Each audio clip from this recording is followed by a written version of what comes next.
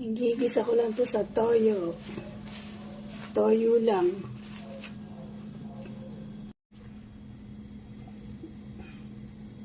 Olive oil lang ginamit ko.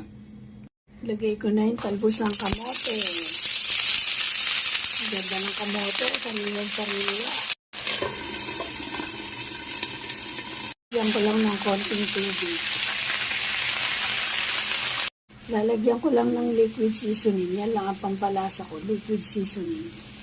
Luto na ang aking talbos ng kamote. Ang sarap nito.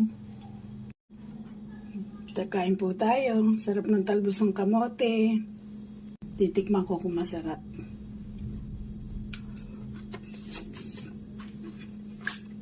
Ang sarap. Masarap po. Salamat po sa panonood.